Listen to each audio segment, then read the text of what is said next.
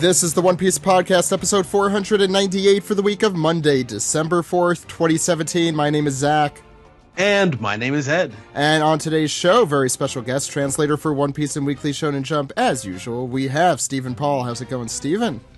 Hey, you guys are lucky because just an hour ago I had people stomping around on the roof of my building, which would have been completely impossible to record with.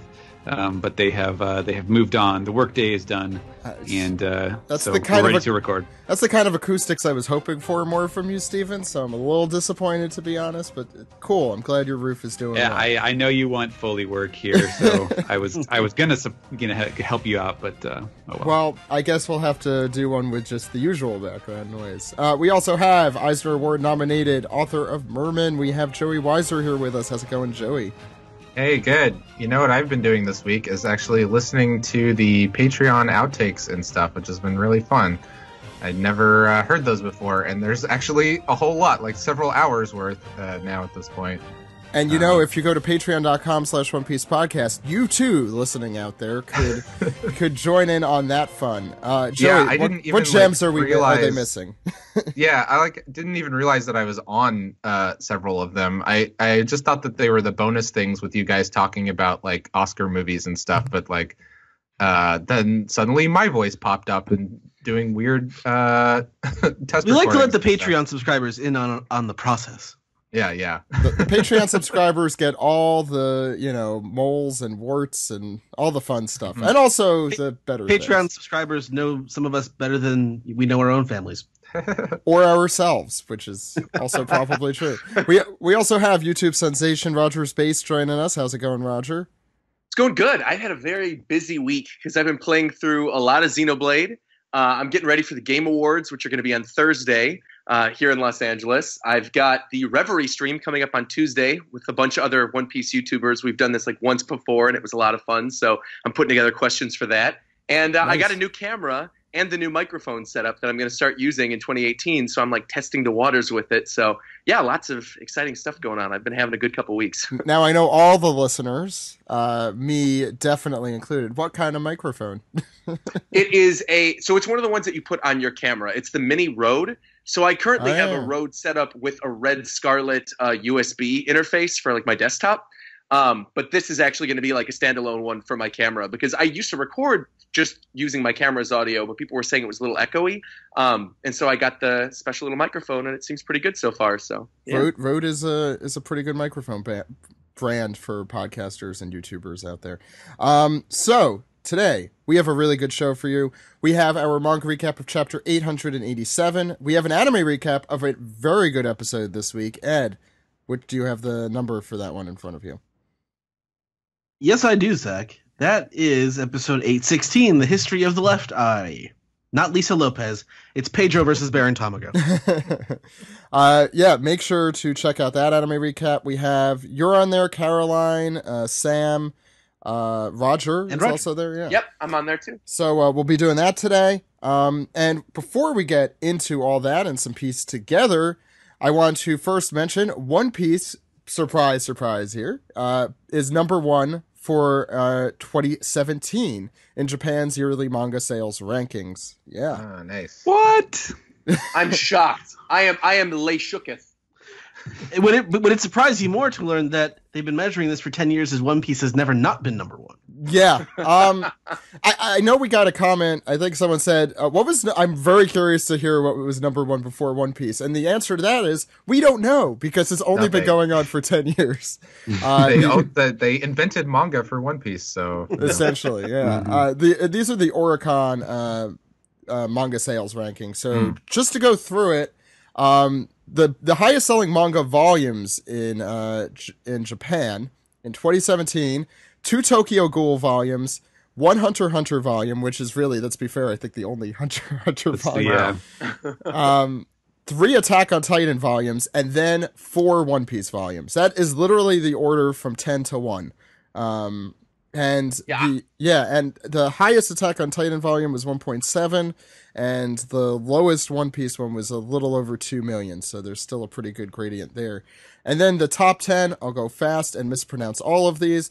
Magi, Food Wars, One Punch Man, the seven Deadly Sins, Haikyuu, Tokyo Ghoul, My Boku no Hero Academia, Kingdom. My Boku no. How could my Boku be this cute? And then for the top 3, Kingdom, Attack on Titan, and One Piece. To give you an idea, Kingdom got 6.1, Attack on Titan got 6.6. This is million, and One Piece got 11.5, just about. So big jump there, as usual. I was going to say I was really surprised that Attack on Titan held strong this year, because as somebody who reads the manga, it has not been that good recently, and I know it's been pretty controversial with what they did with the story. And so I'm kind of shocked that it's still that high on the list. I don't mind. Again, I'm an Attack on Titan fan, but that kind of surprised me. And also Kingdom, because I don't think there's currently an official English translation for Kingdom anywhere. Kingdom's one of those ones I've been hearing about for a long time as one that people like, but I don't really know much about it. It's a very long-running one, which just makes it harder and harder for anyone to pick it up for English release. And I'll say quickly my opinions on Attack on Titan. I'm not a fan, but I don't hate what's going on now. I really hated the stuff that's about to come in the anime. Like Thankfully, though, they're going to rush through that, it sounds like, because the teaser for the 3rd season ends pretty much right before the stuff that's about to happen in the manga happens, or just started happening in the manga happens. I mean, Roger, correct me if I'm wrong, but if Dick Cheney made a manga, it would be that season of Attack on Titan. The people versus people arc's pretty Cheney-esque, I'd say. It's really that. Anyway, One Piece. We also are going to be having our 500th episode that should be coming out toward the end of the year this year. And I'm not going to say yet what it's going to be, but we have been recording for it. It's going to be pretty damn awesome. It's not like anything we've done to celebrate an anniversary or a big numbered episode in the past. And there are a lot of people who will be involved in it, and that is all I'm going to say. My Twitter direct messages have been blowing up all weekends with preparation for it. That's my fault. I apologize, but spreadsheets were involved. It's fantastic. So that's going to be coming out in a couple weeks. Please look out for that. And I'll just say, as part of that, we're going to have some really exclusive stuff for Patreon. So if you want to get a head start on that, I would subscribe now at patreon.com/OnePiecePodcast, because some of the stuff we're doing for that is going to be exclusive, or at least exclusive for a period of time on there. So again, that's on patreon.com/OnePiecePodcast. Now, since we've gotten all that great news out of the way, I think it's time to get into the show. You guys ready? All right. Yeah. Woo.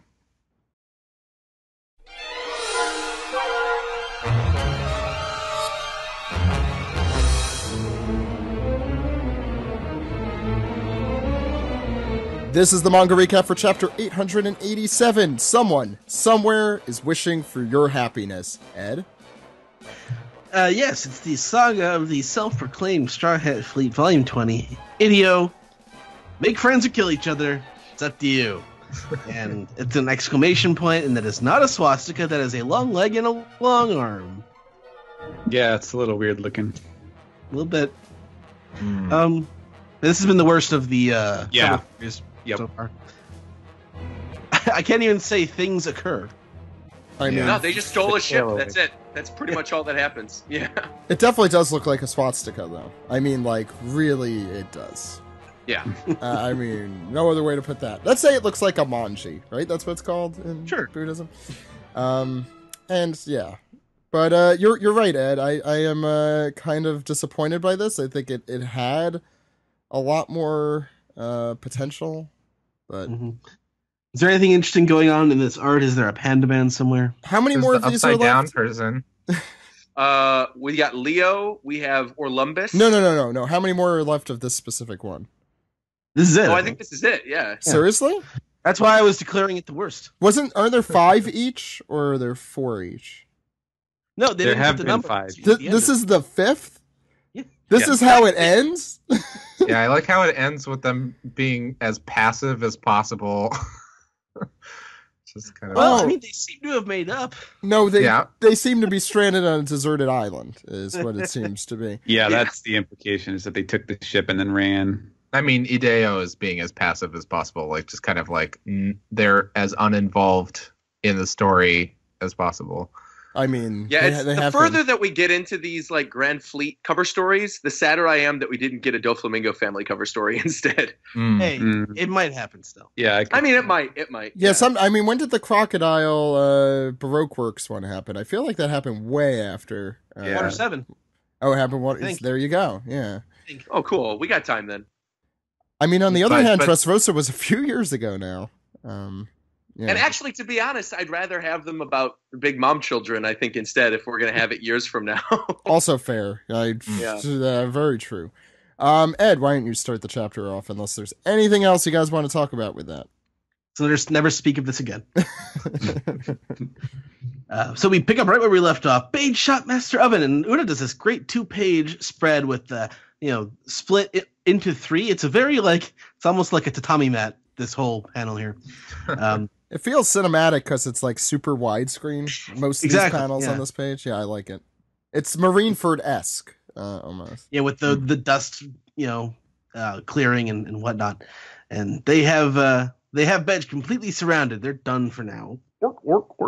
So there's no escape at sea.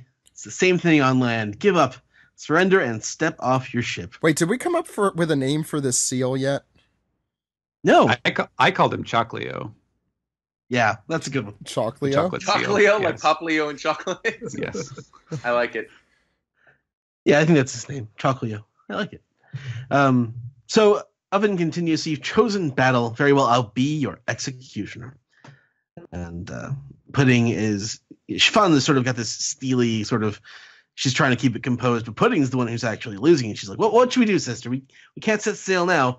And Sanji's got this intense... He's got the intense furrow. His brow is furrowed. His eyes are narrow. And Capone realizes... So Chiffon was trying to move the cake by the ship and ended up getting caught by Oven, huh?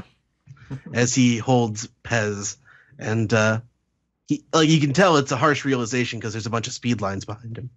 Yeah. I'll say right now. Yeah, go ahead, Joey. Oh, I just like in the bottom right panel, the 2 cat guys, the Neo Meow Band brothers. Finally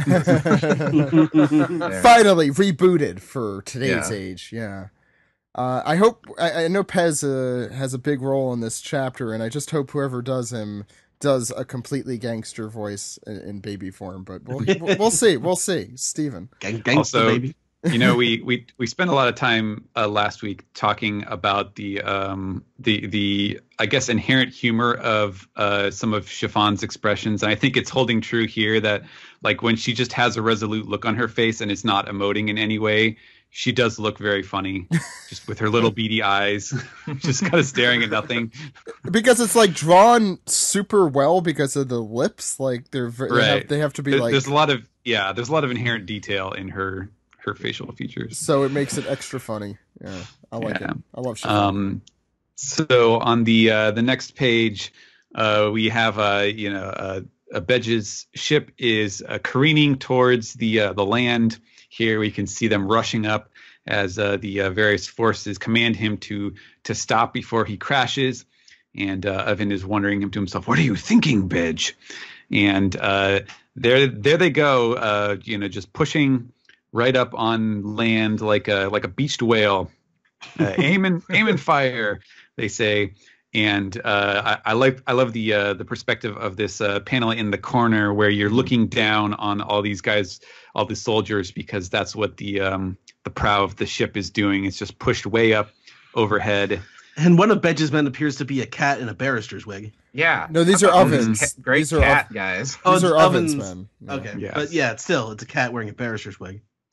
Yes, and Bedge warns his brothers-in-law, you may want to move, brothers. My Nostra Costello is an amphibious craft. And then we see that, yes, in fact, the tank treads are just tearing up the ground. the soldiers as they're just flying everywhere. Very grisly.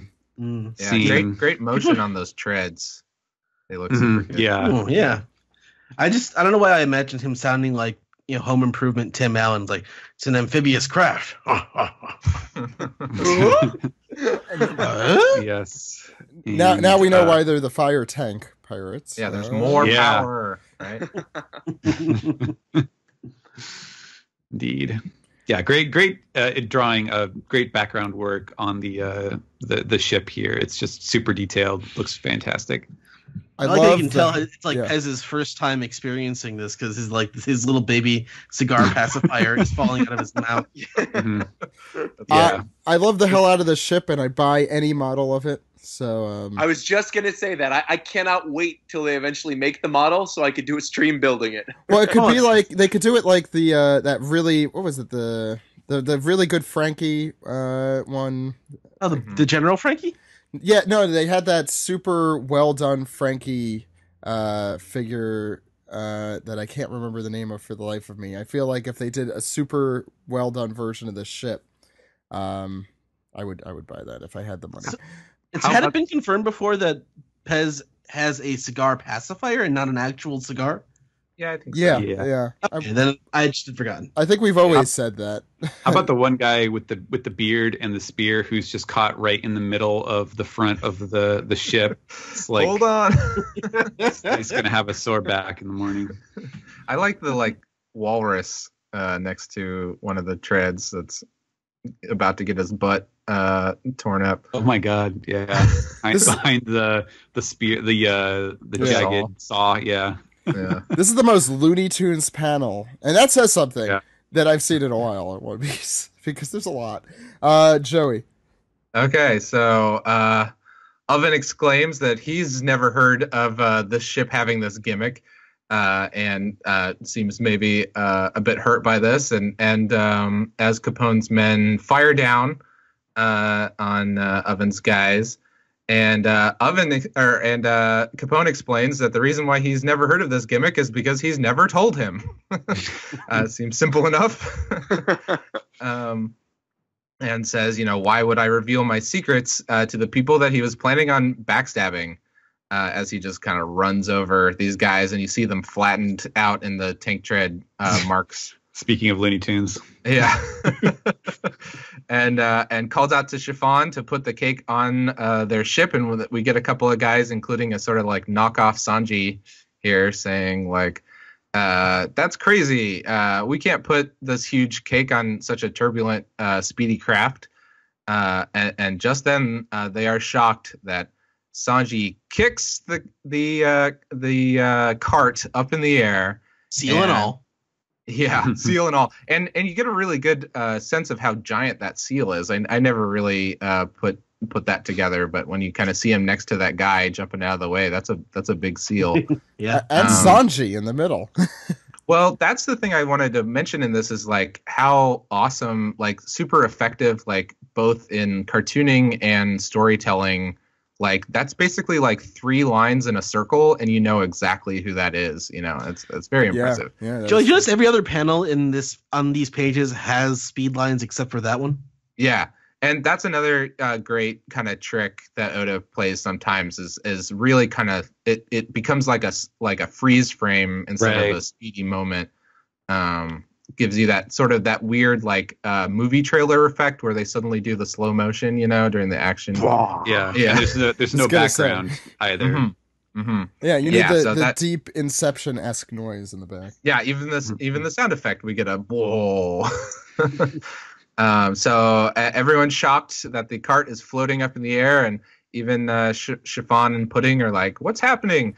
And Sanji says to clear the deck, beige, and we get a nice moment of Pudding spurting some blood and saying "Sanji dear," and I'm for one kind of turning my opinion and really kind of loving that we're getting a sort of Sanji equivalent for him, who's in love with him and has her own little blood sprays and stuff.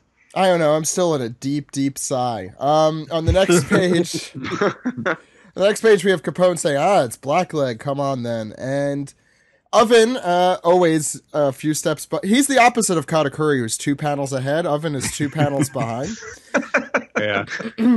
He says, "Oh, who is that? He's lifting it with one leg. Is a cook? Who could it be? Who is a cook that kicks with his legs? Wait, I could put this together. Give me a minute." Anyway, as this is going on, we see the cart still in midair, which makes sense because Sanji does have that ability. And he says, "Clear the deck." And we see with a bawoof, that's the sound effect. The cake hits Capone's Costello. What is it? The Nostra Costello. Right in the middle of the deck. We get a seal overboard too. I think he's not coming with us. Seal overboard. Sorry. I don't know why. Anyway, it's not the seal, but someone else notices the nice smell. Although I would love to imagine the seal trying to bark that sentence. Meanwhile, a happy reunion here between Beige, Pez, and Chiffon. And it's they are truly the happiest family we've ever seen in One Piece, and it makes biologically, and there's something bizarre but cute about that, I guess is the word. Yeah. They have a very good relationship. They're there for each other. Anyway, in the background, Pudding is passed out in much the way Sanji was during Fishman Island. Someone get her some blood. Anyway, if only someone had her rare blood type. And whole Pudding. Oh, I know what the next cover story will be, Roger. It'll be Pudding's side story where she loses blood and has to. Anyway. Oh boy. Okay. You're making me like it less. That's kind of why I was sighing deeply. If only she had over 100 family members available to give her blood. Right. Am I actually forgetting this guy's name? Steven? Vito? Yeah. Vito, yeah. Jimmy Vito. The intern. No. Yeah, that's... Yeah, okay. Big hands. The other one is Sanji. No, there's Vito and what's the tank guy is Gotti. Yeah, sorry, it just came to me. Anyway, Vito is saying nice work, Germa, and Sanji, who is now taking his faw handkerchief down a notch, says I'm not with Germa. He's still wearing his maybe Mr. Prince glasses, so there's that, guys and girls. And yet the wiki refuses to change his name. So it's still Vince Smoke Sanji? It is. I gotta be honest. I literally just did a video on this. I actually think it's gonna stay Vince Smoke Sanji for a while because I'm guessing after the events of this arc, Big News Morgans is there. He's gonna report on all this. It's gonna be big news that Sanji's involved with the Vince Smokes. His new bounty poster will probably say Vince Smoke Sanji, much to his chagrin. He might get like a cool picture now, but it's probably gonna say Vince Smoke Sanji. Yeah, I don't hate that theory, but I do hate that name on One Piece Wiki. Come on, One Piece Wiki could do better than Big News Morgans, and I know that's a bold statement, but they can. I believe in them. Anyway, Oven stares down the coaster Nostra Costello. There we go. Which means our castle in Italian. It's not that. Nostra Costello. Anyway, it's coming. Sorry, as an Italian, I find that very racist. You should, because it was. I apologize to every Italian out there. No. To be fair, I mispronounce every language. So here, including English.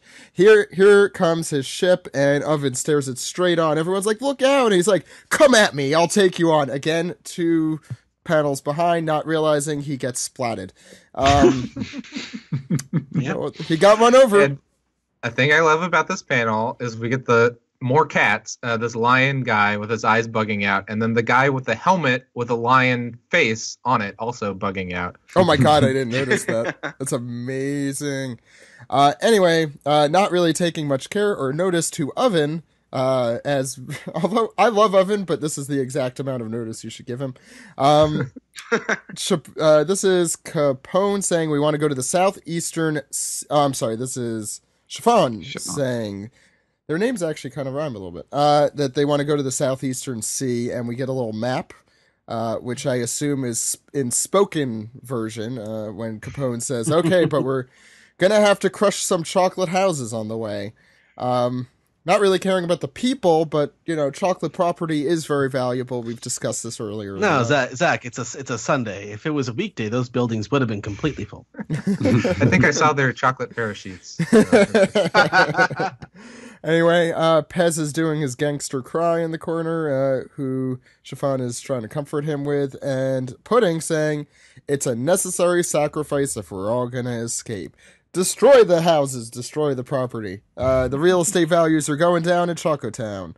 You know, you think about it, this is a really kind of a weird thing to include because they also don't, like, Oda doesn't even draw the tank running over any buildings. Like, it was like he decided he needed to throw this detail in there and then so that he didn't have to depict it or something like that. It just seems very unnecessary. It's, some things he probably adds so the anime staff could throw in a little something extra there. Yeah, Maybe. I don't know. That's my crazy theory. Roger. All right, so the very next page, well, actually, on the page you were just on, we see the silhouette of a person standing at the shore, and Chiffon looks over and he goes, "He's still there? Who is that? This gross freak?" And Pound is just standing there. He's looking really happy, smiling and waving over at his grandson that he's seeing for the first time, and Pez is laughing and smiling. He's going, "Yeah!" with this cute little face with this little cigar pacifier. And don't forget his mustache stubble. And his mustache stubble, of Yes. course. And she's going, "What's gotten into you, Pez?" Meanwhile, all the Big Mom underlings are saying they're trying to get back to sea. Don't let him escape. No, don't shoot him with cannons. We don't want to blow up the cake. But then right as they're about to shoot them, you see the tank/ship, the Nostra Costello, kind of like just hop off of the island. You could see the little like destruction of the chocolate houses in the background a little bit, and then boom, splash right there in the water. They made it off of Coco Island, and at this point, none of them can catch our paddle ship. And Sanji's saying, "Thanks, Beige, you really saved us." And I'm gonna do this in my most stereotypical Italian accent, even if it's going against character, just because I feel like I have to do it now because it was referenced. He goes, "Do you think I did this for you, Black Leg?" And then Sanji, Yes. and Sanji goes, "Huh? Why is it so hot?" And they could see something's murmuring and boiling in the background, with Lickitung in the background saying, "The water, Lelo, is looking fishy, Godfather." And you could see the fish are sort of like rising out of the sea. They're literally floating because the seawater is boiling. And all Sanji can think about is how the salt is going to bring out their flavor. And Capone's like, and the other flavor will be next to you, clown. You dumb doofus. There's only one man who could do this. Look over there. It's the one, the only, a Charlotte the oven. Mamma mia. Thank you so much.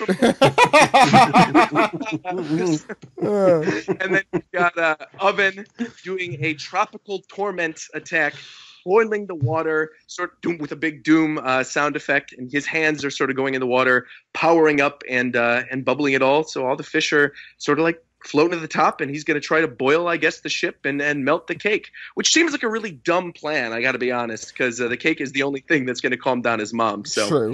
There's another. Again, he's 2 panels behind. We must start. Charlotte Evan, not that smart. No. not the brightest of the candelabra. I do have a factual question I want to ask. I guess it's the same question. How did Aokiji touch the water and affect the seawater? And how is Perospero doing it? How is Oven doing it here? Is it his gloves? Hey, Does he have magical gloves? Luffy's still stretched when he was underwater. So, and Oven's only putting 2 fists in. Like, that's barely like 10% of his body. No, but Also, he's wearing gloves. yeah, the so- gloves are the only thing that makes me kind of. Okay. He also has Popeye arms, like kind of Frankie style. I never noticed that. Yeah. True. I noticed that more this chapter than previously as well. You know what? I think. Yeah. Oh, Oven might be Frankie's father. Guys. Yeah, probably. Yeah. My YouTube video is raring to go already. There we go. Make that right now. That's 10 they're million half views. brothers. Steven. I think I love about this page is that top panel with Capone smashing up against Sanji, because that's become Oda's kind of shorthand for like 2 guys kind of arguing. But I love that Sanji's like not really participating. He's kind of like, okay, yeah, we'll do this, but I'm actually paying attention over here. Yeah, that's pretty good. So on the next page, the suspicions continue about Oven's fitness for the job here, as everyone is noticing the adverse effects this is going to have on the cake, changing the temperature of the chocolate and melting the cream. And so Sanji wonders what this idiot, his moron, think that Big Mom is going to be satisfied with boiled fish. And just then, one of the paddles, the tank treads, which also serve as paddles, breaks down from the heat. It just kind of explodes there. and they're worrying about the ship sinking.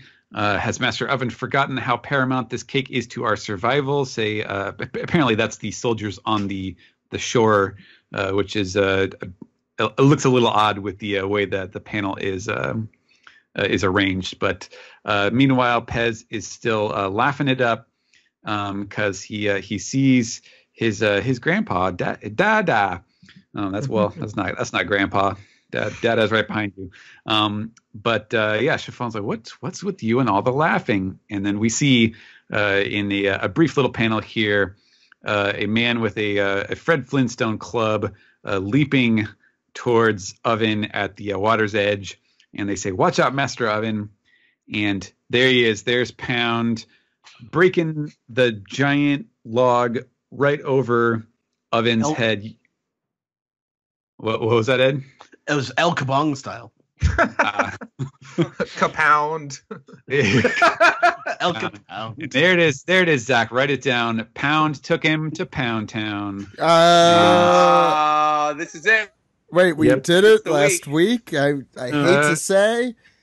Okay. Yeah. We can't do it. I mean, we could do it 2 weeks. It could be the next Stab Through the Heart. It could just be Pound Town every week. Yep. You'd better knock it off, he says. And so Chiffon notices the commotion at the shoreline as Pez continues laughing, and she's just like, "Who is that man?" Or actually, no, excuse me. I think that's Vito in the background. Who is that man? Master Oven's sworn enemy, says the chef, the pig chef there, with the glorious mustache. Yeah, I love that guy. He looks so good.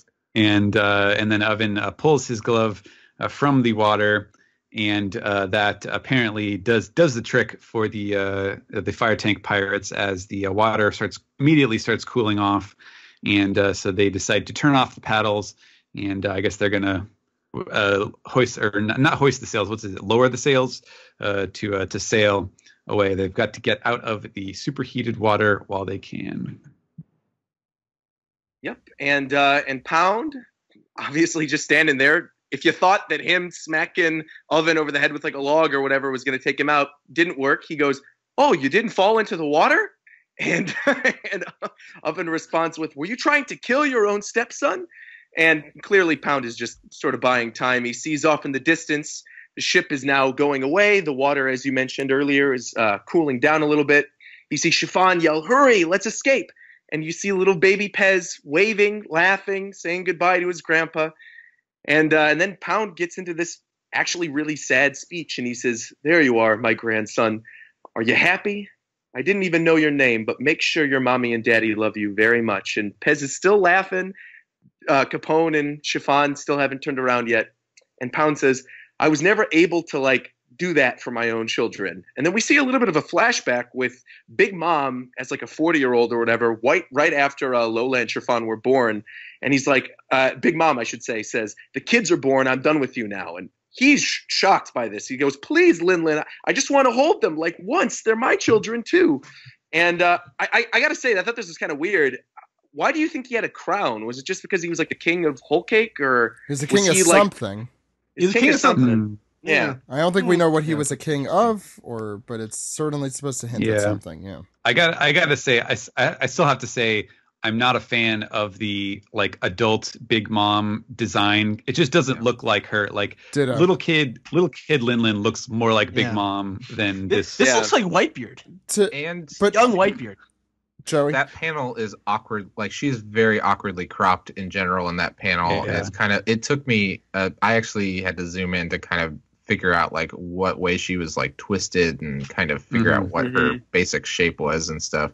To be fair, people do have a sort of Benjamin Button thing, when they're younger and when they're super young and super old, they kind of they look more like what they did when they were that age. And she was really working on herself at that point. Yeah, I feel like the only character who's properly aged in the series like who hasn't gone like really baby looking and then into another character is Koala. Koala still kind of looks like herself a little bit. I feel like when we saw Koala when she was like however she is now, like 21 or 18 or whatever, like she still kind of looks a little bit like baby Koala. Well, what about Kobe's growth spurt? That was totally rational. That was crazy. Yeah, that made no sense. Anyway, yeah, please go. No, Koala I think is like 23 because she's older, like 2 years older than Sabo. No, I was just saying how stupid the one with the. Yeah, anyway, go ahead. Yeah, anyway, Kobe has like he does the Christopher Reeve thing as Superman. He just takes off his glasses and then all of a sudden he's standing straighter and Yep. Yeah. So at this point, basically, Pound has resigned to the fact that you know what, I'm about to die, and he does this great panel where he's tucking in his tie, he's just sort of like straightening it out a bit, and he says, "That was 26 years ago, Chiffon. I'm glad I saw you. Sure, you might be on the run for some reason." And then Pez clearly sees what's about to go down because we see Oven heating up his giant meat cleaver, about to slice down his stepfather. And Pound says, "But at least you seem happy." And Chiffon and Capone are kind of like, you know, "What's wrong, Pez? What's going on?" And Capone, back in his baby voice again, says, how do I do a baby voice and an Italian voice? You could do it. Mario. "It's all right. We're getting out the boiling water, baby." And that was atrocious. Anyway, character assassination. Well, it makes sense. I mean, Capone's assassinated a few people in his day, so it's only his comeuppance here. Exactly, his comeuppance, I would say, because they're in Whole Cake Island. But that anyway, is a terrible joke. I digress. Pound says, "I've always worried about you. Times been hard now and then? Have you been lonely now and then?" And then he once again flashes back to, well, I guess this is a Chiffon flashback, right? To like Big Mom telling her, "Don't show that face around here, I'll kill you." This is Oda. Yeah, it's Oda answering Pound's question for him, but not showing him the answer. Yeah, exactly. And then in this final moment for Pound, he says, "I'm sorry I couldn't be there for you when you needed me, Chiffon.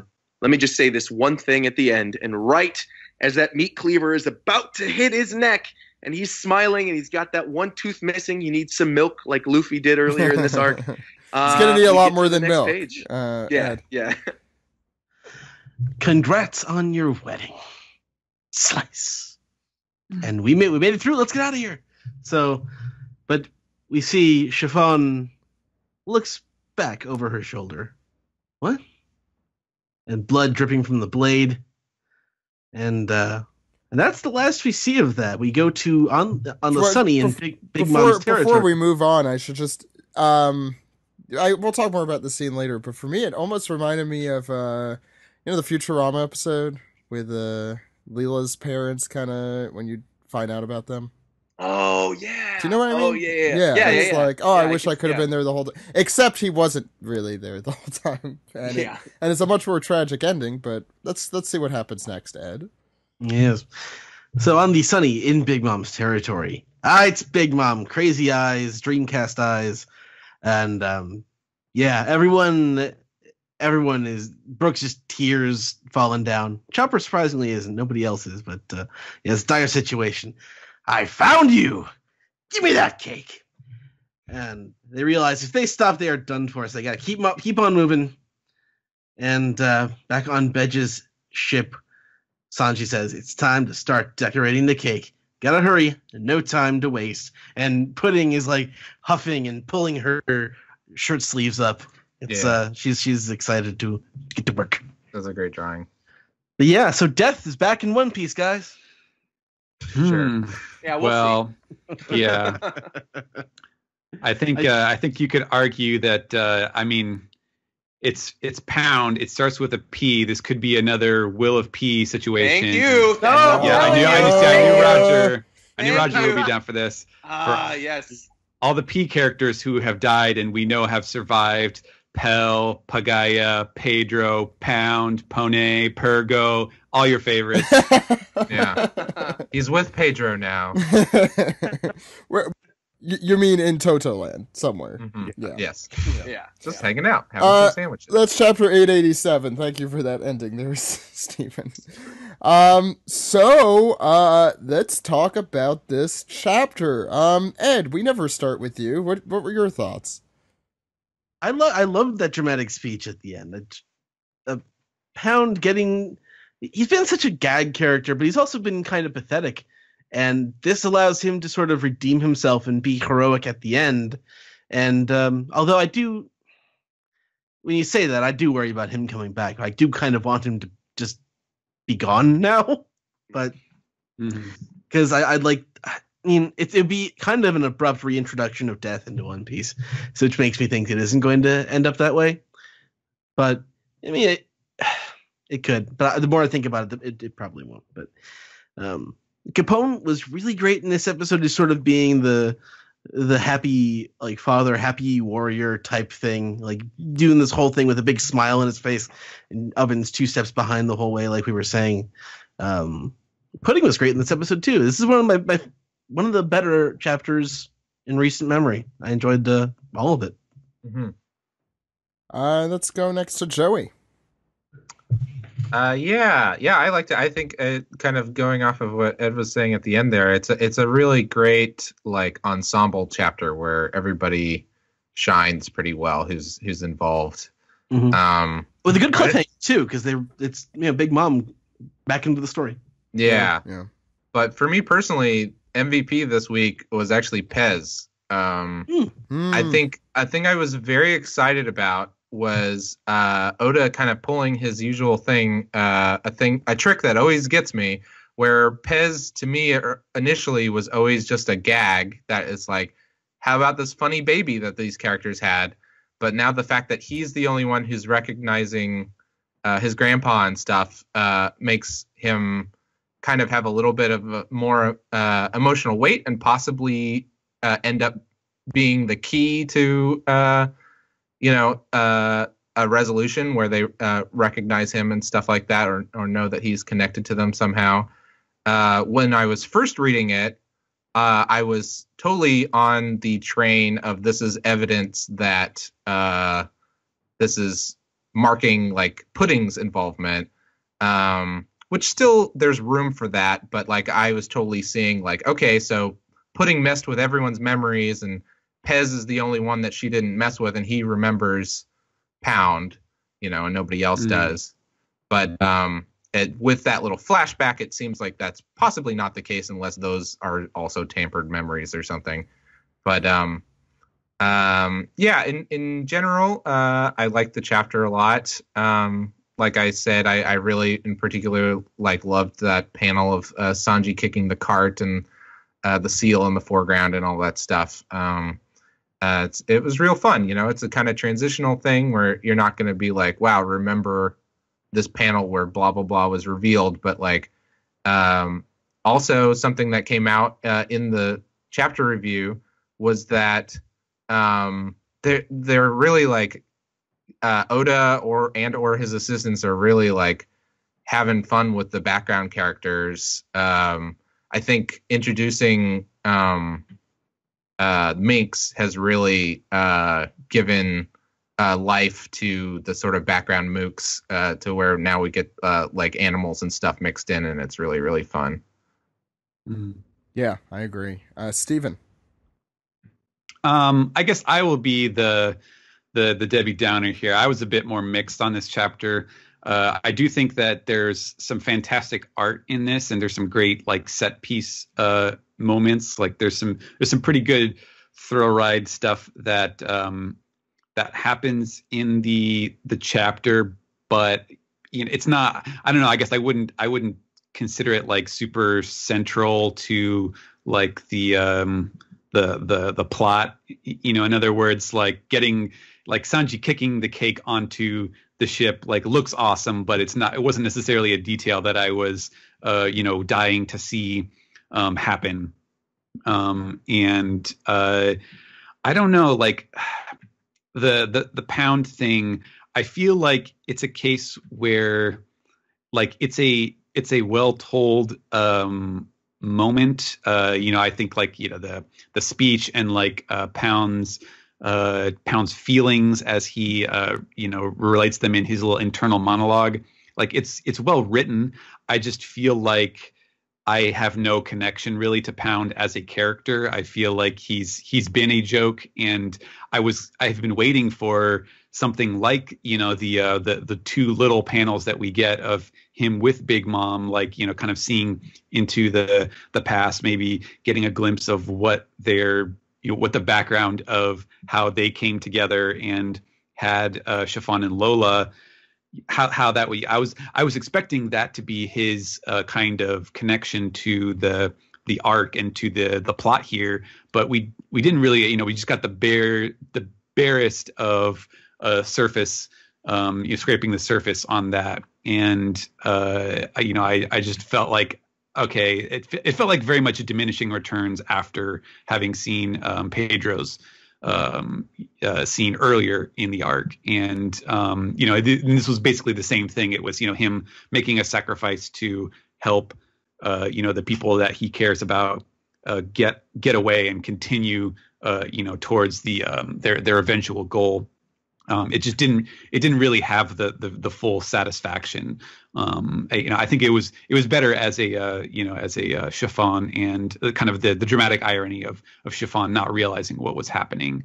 And that was the most I guess poignant part of that to me. Although after Joey had mentioned that about Pez, I can definitely see, like, as they're leaving at the end of the arc, you know, like Pez is looking off on some little, you know, tiny island in the distance, and there's like a figure there, and Pez is laughing, and they're like, "What are you laughing at?" "Oh, who? Silly Pez," as they go on their way, or something like that.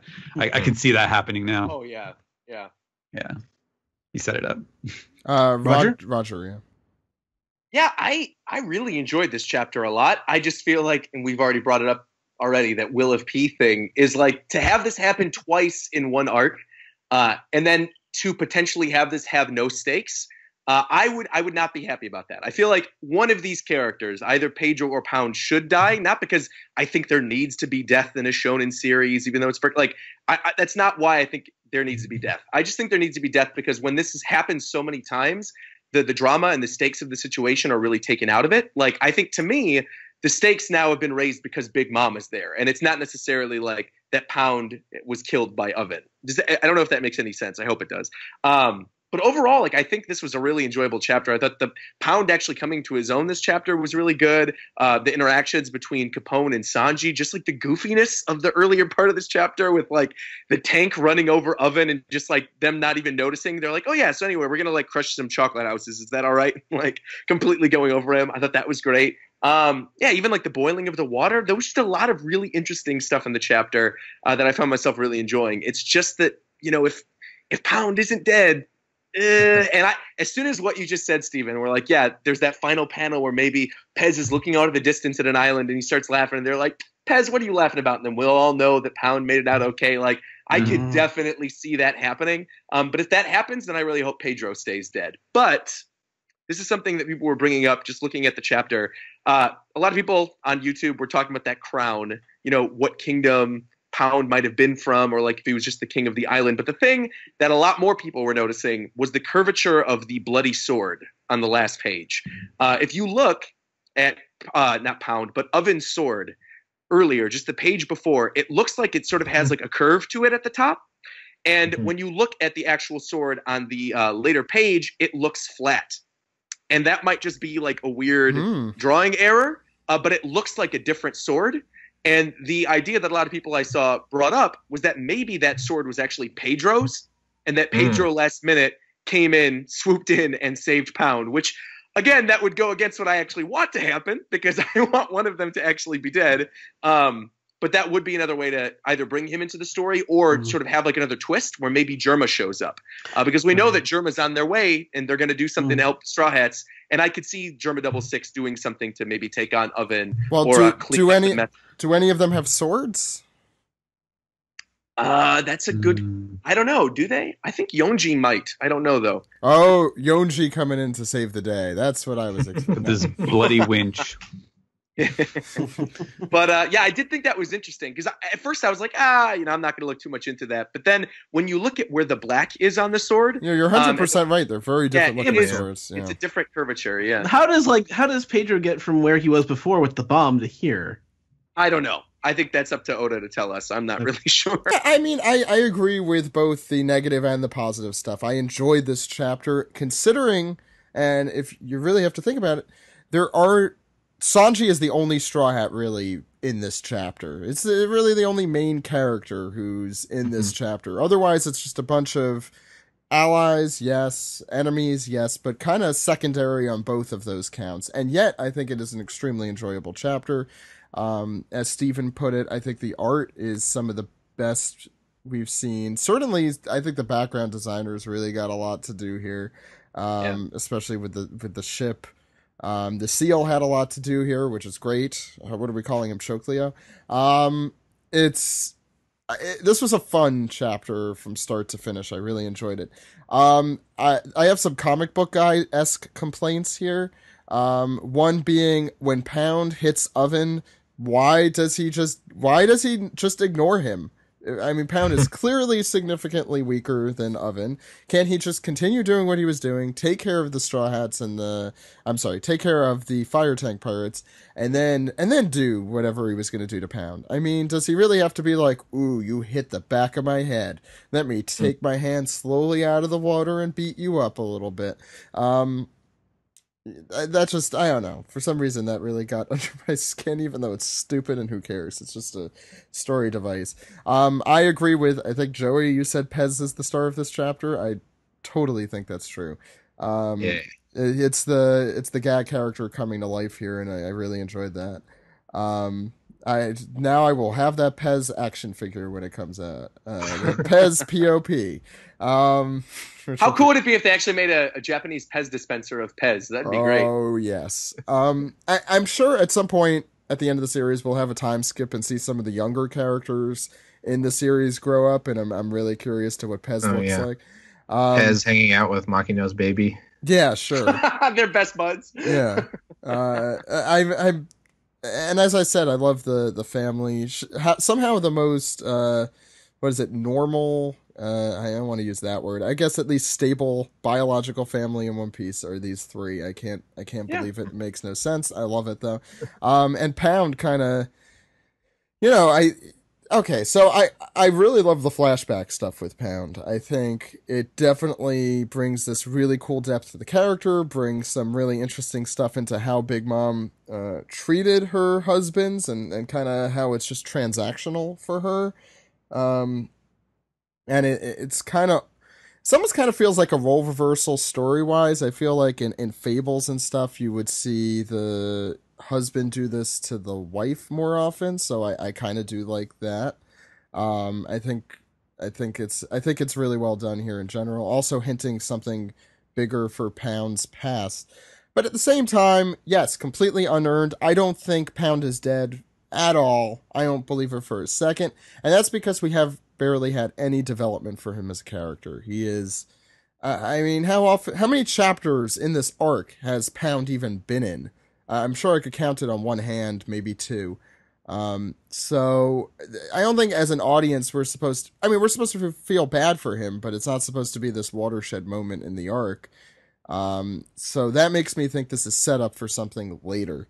And I'm fine with Pound surviving. I just hope he has a really bad gash. Or that, as Roger put it, this sword is from someone else. I think that would also be a really cool twist.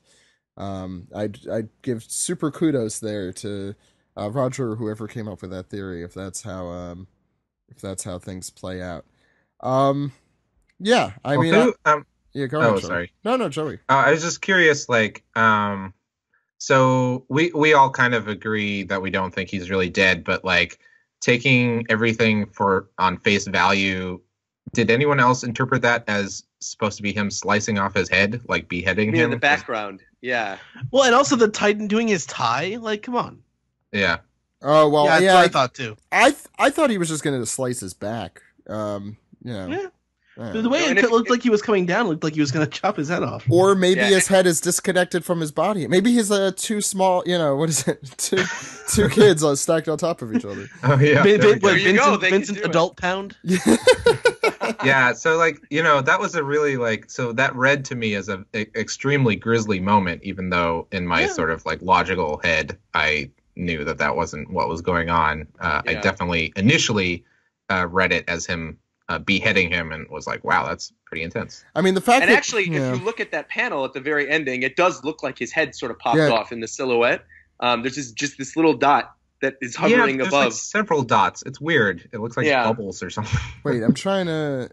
Oh, over there. I mean, I'm trying to zoom in as close as possible. I don't think you're supposed to see anything there, but yeah. It's hard to say. Something is happening. It looks like a cheerleader is very happy about what's happening there and holding her pom. That must be it. Yeah, that's right. No, it's really difficult to tell what is happening there. I think the fact that it's mysterious kind of gives Oda more room to do more there. With Pedro, he literally blows himself up, so there's a frustrating aspect to that. But I do want to bring something up though in terms of like death with the series right now, because if you look at it, like I know some people have made the argument like, well, of course he's dead. Like look at the way that it was set up. But actually, like since the New World, we've seen a lot of characters who we assume are still alive somehow, but have actually died in present day. I mean, we had Virgo, we had Monet, taken at face value, we had Pedro.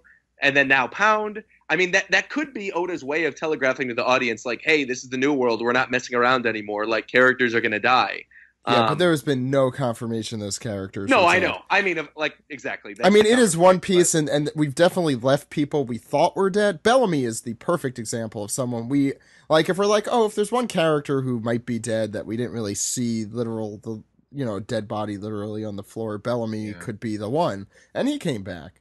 I mean, as great as Oda is of a writer, with his stories having nuance and very being direct and being complex and stuff, he's also super direct about things that he wants you to know. And if he wanted you to know that those characters were dead, he would like 100% play. Death is the only thing he really telegraphs. Yeah, well, but I think the distinction is that if the death of a character, if like you knowing that they are dead is super important, or if having the characters understand that he's dead, like with Luffy and knowing that Ace and Whitebeard were dead, then he will put that front and center. If it's a character who he's essentially killing off, but is not of that level, not on that level of importance, they will just disappear from the story and you just won't hear from them again. He won't tell you, but if you never see them again, then aren't they de facto dead anyways? So like if we get to the end of the series and you never see Monet and Virgo, or if you never hear from Pound or Pedro again, like, I mean, that's essentially an open and shut case. Yeah, then they'd be dead. But we've got to wait until 2027 to really find exactly. that one. Oh boy. Yeah. I have one more point. Is it just me, or Chiffon is a much better developed character at this point in the story than Lola ever was? Oh yeah. I think Oda's done a fantastic job with Chiffon as a character. Yeah, she doesn't feel like a gag character. No, I mean she's literally a twin of another character we met before. She could have just been a throwaway kind of character, and she also looks extremely goofy. I don't know the word for it, but she has a very distinct Oda, like. She looks a lot different kind of look. I think it's a pretty rare case of Oda having a very like distinguishedly ugly female design character who he also, treats with very very humanistic tone. Like, she's a very sympathetic character and very strong-willed and has all these great qualities to her. Yeah, and you know what? Be a side effect of being a twin of a previously made character. That too, but I'm like, if that's something I hope Oda does more. I mean, we've talked, I was gonna say, I hope that he makes more characters stereotypically ugly then, because we're gonna get great character development for the women in the series. It shouldn't. I mean, Oda has had a problem with basing his development kind of superficially sometimes, especially with the female characters. So I'm glad we're kind of moving away from that here, it seems, at least for the moment. Any final thoughts? Sounds like a no. No. So let's move into a very auspicious anime recap. Ready? Yes. Woo!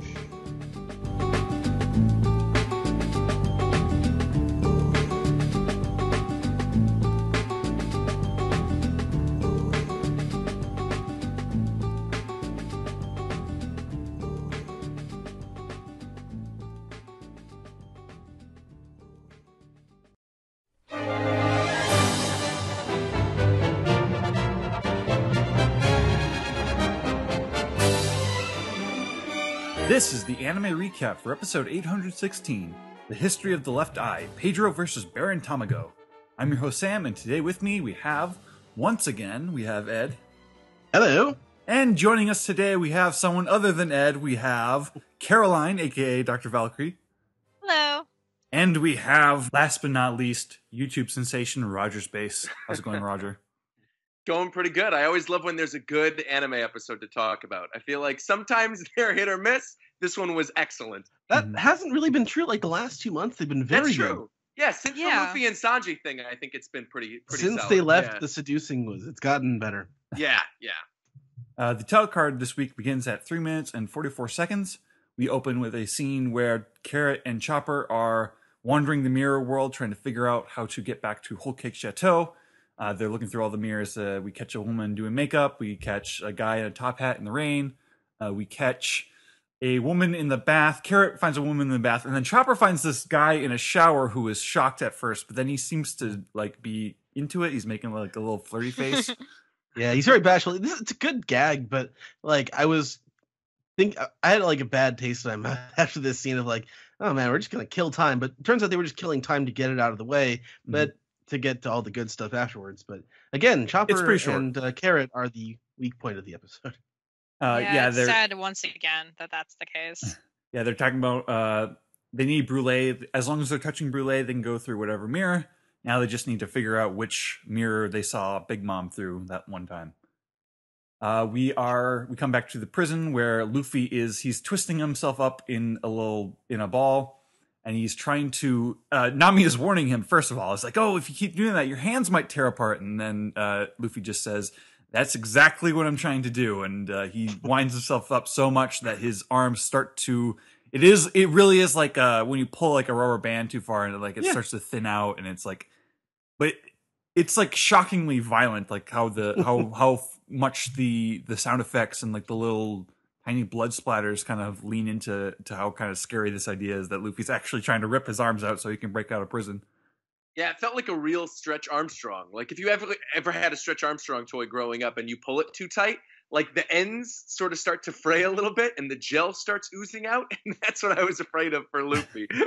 Yeah, like I'm not gonna lie, it made me cringe real bad. But he eventually slips. He kind of accidentally slips and he knocks himself over, and he completely unwinds, and he's like, "Ow!" He bounces. Then when he bounces around the cell, it does shave in a haircut. Yeah. 2 bits. The second he catches his breath, he's back at it. We come to a scene with Reiju and Pudding. First, it's Reiju wandering the halls with her bloody leg. Pudding shows up and she's like, oh, "What happened to you?" As if she doesn't know. In no way is this suspicious. Yeah. I don't remember this scene at all in the manga. Well, no, it's not. Okay, no, that's what I thought. All right, good. It does kind of make because if you know what's going on, it does kind of make the chronology of events kind of weird. Like, did Reiju not see the person when they shot her, and then like why did Pudding like let her go? I think for a while Reiju thinks and a back? black void pointed a gun at her.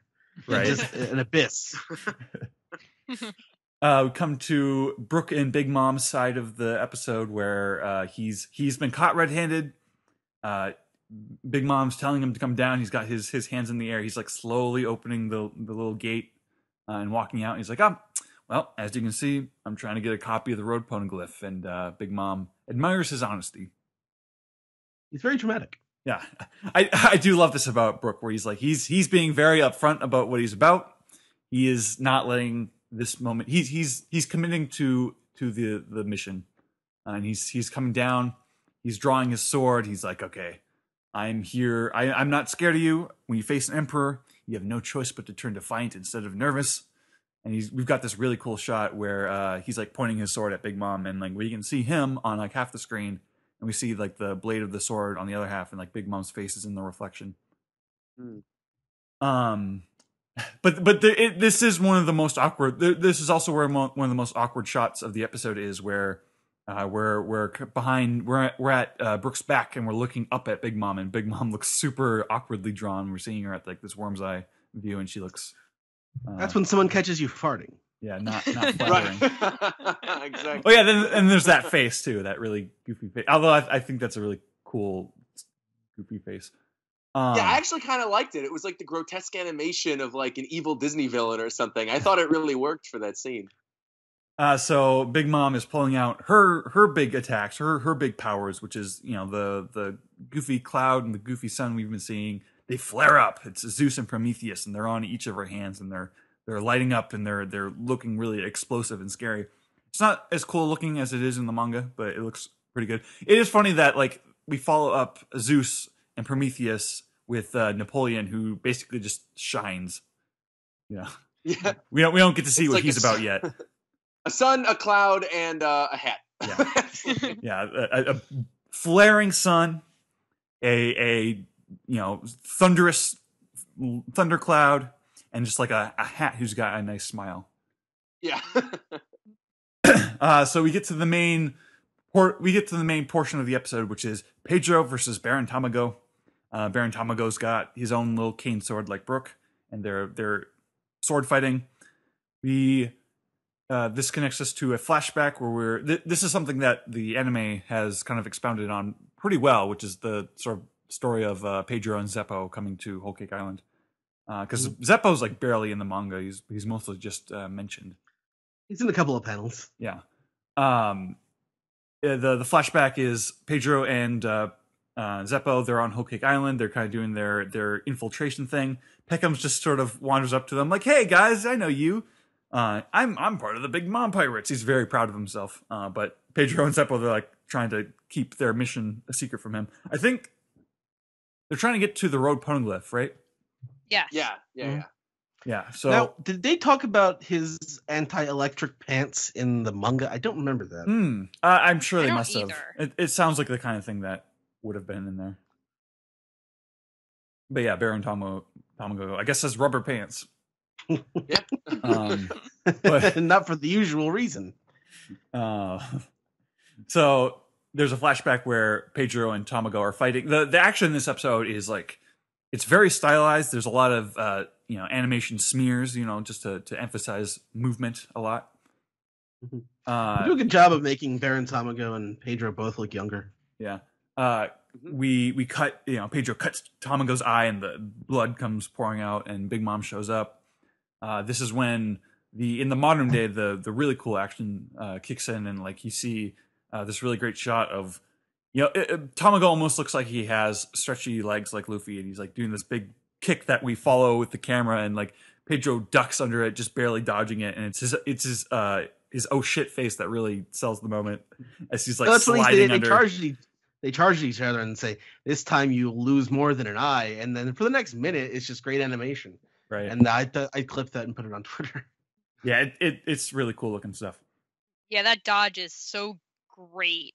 That's what really got me into wanting to watch this episode was that dodge. This brings us back to flashback where Zeppo and Pedro are being subjected to the roulette wheel, the same one that Jinbei had to spin, and we don't know what Jinbei's up to right now. Wonder when the next time we see him is. Come on. Things that make you go, It's been too long. But basically, the story is we don't actually see them spin the wheel. They kind of gloss over how that works because it's not actually very clear in the manga. But Big Mom wants 100 years of life force from them. She pulls 30 out of Zeppo, but then he dies. It turns out he only had 30 years left to live anyway. And so she wants to get the rest of the 70 out of Pedro. But Peckham's, who's, very sentimental to other minks, he's like, "No, Mom, please." And this gets Mom to agree to shave off 10 years. So now she wants 60 years out of Pedro. And Pedro's like, "Okay, let's see what else we can do." And he pulls his own freaking eyeball out. And like, I'm shocked that we can see the eyeball in the palm of his hand. I was surprised pouring out of his eye. Yeah, I was surprised they showed that in the anime. And I think this shot with Pedro holding the actual eyeball up, I think that's from like a fairly recent manga chapter. I do not remember that. I remember that being like new. But yeah, he's offering his eyeball. He's like, "What can I get for this?" And shaves another 10 years off of his life, so he has 50 years has been taken off of his life, and that's how he's been able to survive up until now. So this leads us to like the big final scene of the episode. Pedro's knocked up against the wall. Also, he's been like using his tail to like helicopter around, which is really funny. Like Tails in Sonic. It's like that was not clear from the manga that he did that. So Pedro's up against the wall. He's making this big speech about how the Straw Hats helped him, and he believes that they will bring in the dawn of the world. And I love these flashbacks to like him and Cat Viper looking up at the road poneglyph. Like it's easy to forget like how kind of massive the implied like Mink storyline is. It's interesting that that's the young Pedro before he lost his eye when they have that conversation with Cat Viper. Oh, was it? Yeah, it was. Yes. Yeah, and for this finishing blow, the movie 5 music kicks in. They clash. Pedro just is a badass. He completely cuts Tamago's sword off. We think that that could be it. That could be where the episode ends. But nope, there's one more. Bam! He cuts Tamago right in half, and like the egg yolk comes out, and it's like really funny. And he's I like the gag. The gag is good. Yeah, he's like, I'm not gonna die today, and then to be continued. This is why you were talking about the movie 5 music when we talked yesterday. Yeah. Okay. General thoughts on the episode, you guys? Roger or Val, I want to hear from you guys. Sure. I think it was killer.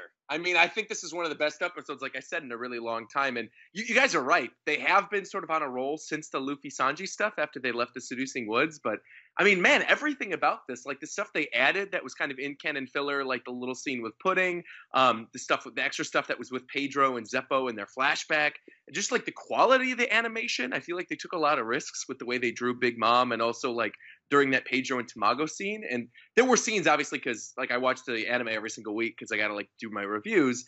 And there were scenes where I noticed there was reused animation during that Pedro Tamago fight, but it didn't bother me in the slightest. And I think that is the best possible sign of like the animation team knowing what they were doing, because it didn't feel like they were reusing animation. It felt like it was still in the moment. Tamago was doing his flurry kicks and Pedro was whipping his tail around, and the sound effects and the voice acting. I just think it all really came together, and this was a really solid episode of One Piece. Even the stuff in the beginning, like I know it was probably the weakest portion of the episode with Carrot and with Chopper, but like seeing Diesel and them like riding on his back, for anime only watchers, this was the first time they got to see all of that. So I thought that was even funny too.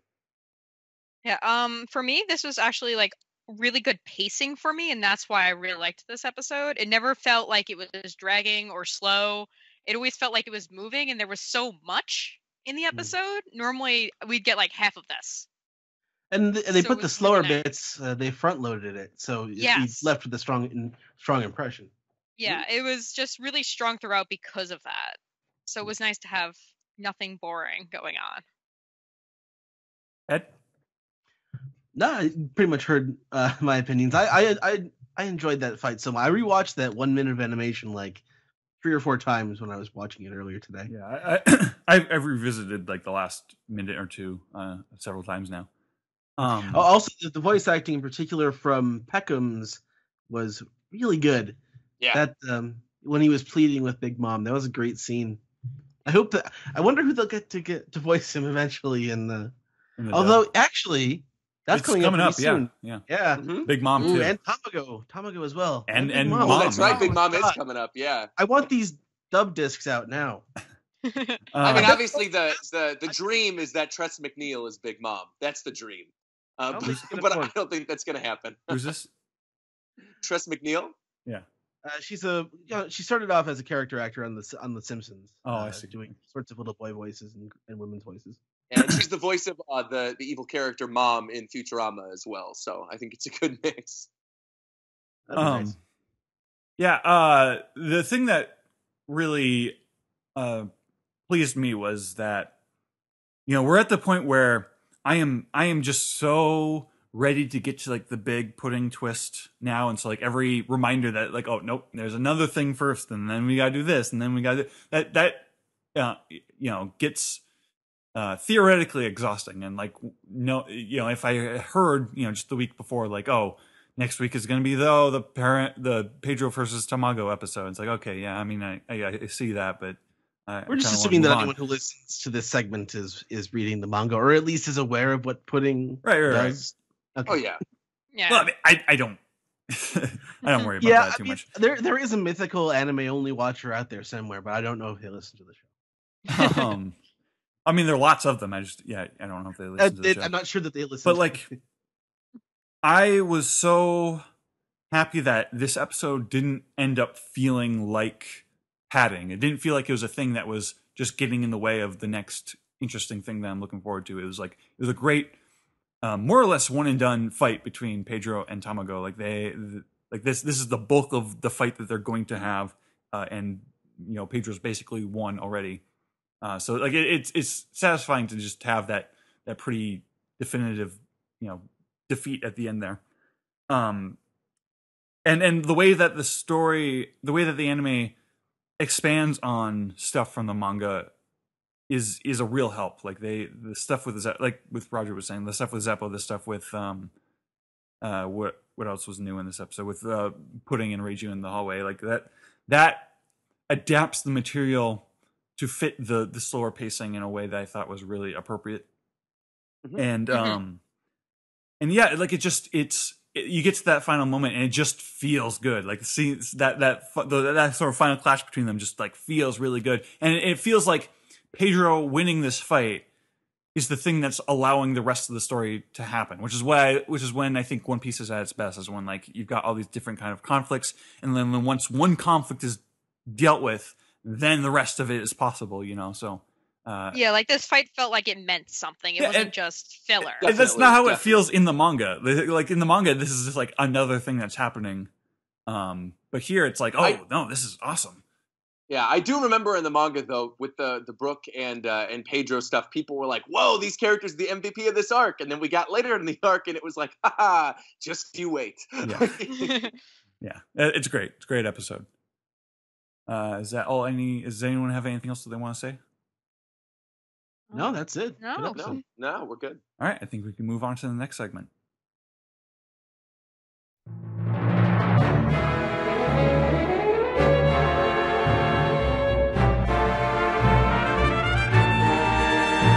This is the Piece Together segment where we watch your grandfather get killed from a distance. Why don't we start on Reddit this week, Stephen? Okay, we will start with Yum and Axel, who has a theory about the final confrontation of Whole Cake. The Sunny is keeping Big Mom, Prospero, and most of the tart ships busy. Veg and the cake baking team are probably going to be pursued by Oven and his fleet, and Katakuri and Luffy are fighting each other in the Mirror World. But there is another fleet of ships led by Smoothie, Compote, and Daifuku. Who's going to fight them off? I think it will be the Germa, who will show up as an unintentional cavalry force to the protagonists. Then we'll finally see Smoothie in action. Yeah, I'm super curious the smoothie thing, yeah, but I'm super curious to see how Germa's gonna play a role in it. I feel like they need to be very directly involved. They can't just be like, "Oh, we have a side battle going on here." I feel like, yeah.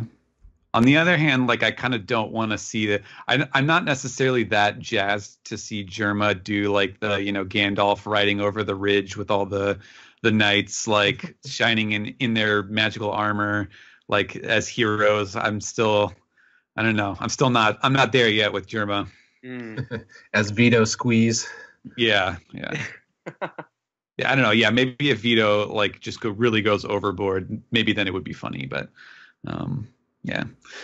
Prince Cheddar says, I'm not sure if this has been discussed before, but what do you guys think about the possibility of Sanji using one of these special recipes he learned over the time skip in the cake?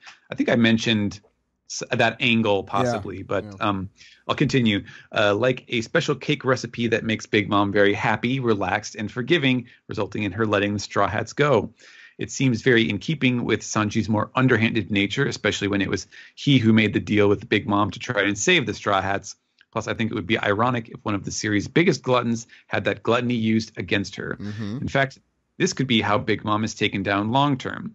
Imagine these Straw Hats have put the three commanders out of action, taken out a huge number of less important subordinates, and the whole world hears about how Big Mom let Luffy get away with running wild in her territory. Kaido, Blackbeard, and dozens of independent pirates could see the Big Mom empire as weakened, all while Big Mom herself is too out of it in her post-cake high to do anything personally. By the time she snaps out of it, her empire's already lost, with many of her subordinates either dead, wounded, or having abandoned her. Also, I can't help but notice the similarities between my idea and pot brownies. Are pot wedding cakes a thing? I'm That's sure. the secret recipe. You can make pot anything. Yeah, I'm Yeah. sure in Colorado and Washington State they're Exactly, going man. strong. I just want to say a lot of this reminded me that Greg kind of predicted a lot of what's happening now at the very beginning of the arc. Yeah, especially at this point, and I think he even said something about kind of what this listener said, like putting one of his secret things in the wedding cake or whatever he was going to give her. I mean, I think that's perfect. Yeah, absolutely. Luffy beats Katakuri, the strongest person in Big Mom's army, and Sanji, quote unquote, beats Big Mom. Hoists her on her own petard, so to speak. So that would be pretty cool. The one thing that I still doesn't quite add up for me at this point is like the concept of, you know, having Big Mom eat the cake and then being at the very least chill enough for them to hightail it out of her territory, you know, without having to like physically knock her out or, you know, do the usual combat, one-on-one combat to overcome her. Is that it feels like, you know, the all of her armies and her kids and the fighting against them, you know, I would assume that Luffy will beat Katakuri. Like I don't know if I can see like Big Mom being you know, happy, like satisfied with eating the cake and then being okay with them leaving after they have already been in like open combat and destroyed a bunch of her kids and you know, all the other chaos that has gone along with that. Yeah, I agree with you, but I think there is an answer to this in, once again, best character of the arc, Big News Morgans. Because what could easily happen is Pudding, to help Sanji, could erase her memories and the memories, because we don't know the extent of her power, really. And if she has some crazy thing where she can erase everybody's memories on the island, what could happen is temporarily they forget that they fought the Straw Hats. Big Mom is calmed down by the cake, and then Morgans like reports on all of this. He's the one who says, like, you know, oh, the Vinsmokes arrived and they, you know, like the Straw Hats invaded their territory. And then later on down the line, this then gives us a little bit of a break where then Big Mom isn't really part of the story. But then later on, when Big Mom needs to be a threat again, because obviously they're going to need to take down the Yonko at some point by the end of the series, she then sees the newspaper and goes, what the hell is all this? Gets angry at Pudding, and then once again goes after the Straw Hats. And I do really think that, like, the way that it's being set up with him being there and reporting on the whole situation, that's going to set up more bounties. That's going to set up, I think, even stuff for the Vinsmokes moving into like the future. Because if the world government finds out that the Vinsmokes in any way, shape, or form helped the Straw Hats, they are going to be excommunicated from the world government. And then once again, that like gives bounty to all those characters, and then also gives Big Mom a reason to go after them too. Yeah, I think there's a lot of, like you said, there's a lot of details and characters who can change that, you know, that sort of calculus that I was just talking about. It's just, you know, I need to see it before, like, I'm like, okay, now I see where he's going with this. Sure. So we'll move on to Mr. Fiendish, who wants to throw down the theory that if we ever have a Gear 5th, it's going to involve observation hockey and Luffy utilizing the elasticity of his brain cells. It seems like that particular form of hockey is due for an upgrade on Luffy. Well, he could use that brain elasticity program or whatever I see those commercials for all the time. Yeah, just get an app. Yeah, I mean, well, you know, he clearly he wants brain. to. Yep, he wants to work on his observation hockey in this fight. So it seems it seems like a likely upgrade. I just imagine something where Luffy stretches out his brain and becomes Gear 4 Brain Man and has a huge head. He's doing some kind of Mars Attacks thing. Isn't that an SNL sketch or something? Yeah, I was trying to imagine how that would manifest in maybe a different like his design is in his eyes or something, but yours seems more likely to me. Yeah. We have some more questions about our thoughts on Pound's death. Obviously, we did talk extensively about that death in quotations. So I think we all kind of gave our opinions there. Next question. Tricky Nibbles says, I was wondering if anyone else thinks Pound getting that apple juice would have resulted in a major power-up. Like if he had acquired his juice, it had been a one-way trip to Pound Town for Oven. Well, he tried. Go ahead. Also, are we still giving One Piece characters gifts from the Simpsons world? I'd give Buggy a full scholarship to Springfield Clown College. although being a Shichibukai now, he may want to leave the clowning business to all the other clowns in the clowning business. Isn't he the instructor at Springfield Clown College? That sounds about right. Or no, now it's run by the mob. So Capone, Capone is there you go. There's Capone. Yeah. Yeah. Earn that seat. Seattle. Okay. But in regards to the apple juice, I'm just super disappointed that never happened. It was dangled in front of us for, let's say, ever, and he never got his apple juice. That's just another layer of tragedy to. That's like, that's not just the layer. That's like the entire cake of tragedy. That's the tragedy cake. That's the apple juice. The apple juice was his progeny all along. Imagine stand-in. Imagine if that chocolate chiffon cake was actually flavored with apple juice in it, and he was that close to it the entire time. There's a lot of ifs there, but just stretch your Gear 4 brain man down to that. Yeah. Rainier Not a Fox, in honor of the Disaster Artist release later this week, which of the Big Mom Pirates / Totoland citizens for you should be cast as characters from The Room? So who's the worst actor? Pudding? She's the best. She's probably the best. Pudding would be the best one. Yeah. Oven has a kind of Tommy Wiseau vibe to him. Yeah. Yeah, I mean, Pound actually has a Tommy Wiseau vibe to him, but he has a weird accent and you don't know what country he's from. You're tearing me apart, Linlin. So, which 2 or 3 characters would you like to see tossing a football around in an alley? Oh, there you go. The German boys tossing the old football. Oh man, that's good. Starring what was the dog from Baroque Works? He pats him on the head. Yeah, he pats him on the head in the garden shop. Good doggy. Hi dog. It's hi doggy. Hi doggy. Yeah. Smoothie as the character who is prominently featured but doesn't do anything. She's the lady, the flower lady at the flower shop. That's right. Yeah. Stands there. Well, and actually, like every mother could be in the room because they definitely have cancer and they all die. That's right. Who's Mark? Did we say that already? I mean, that's the question. Oh, hi. Mark is is Sanji, and the rest of them are all the German boys, and they throw the football. Yeah. There you go. The thing is, it's so hard to assign that kind of thing because that movie makes absolutely no sense. It's really because it's like who are the flower shop employees? Who has Johnny as their favorite customer? Which person would have a picture of a spoon in the background? You see, these are all good questions that we should discuss not now. Everyone watch The Room, or at least watch... Yeah, is there a Spoon Island? Is there anyone in here who has not watched The Room? I mean, we all have. I've never seen it. I've seen the memes and the scenes, but that's it. Well, that's what you're doing with the rest of your night. I know you gotta find... You have to find the censored version that appeared from on Adult Swim. That is the best one. Where they can only show about, like, they black out and, like, they only show the parts of the screen that aren't covered in nudity. It's amazing. No, that is the best version. Now I want to see this movie. No, you don't. It's not. No. Hardcore nudity. All right. Enough about that. Dr. Vegapunk PhD has a question. So we briefly touched on this, but we didn't really discuss it. Seeing the crown on King Pound, do you think he was royalty, and from where, other than the king of Pound Town? I'm glad that all these listeners understand and keep up with our jokes.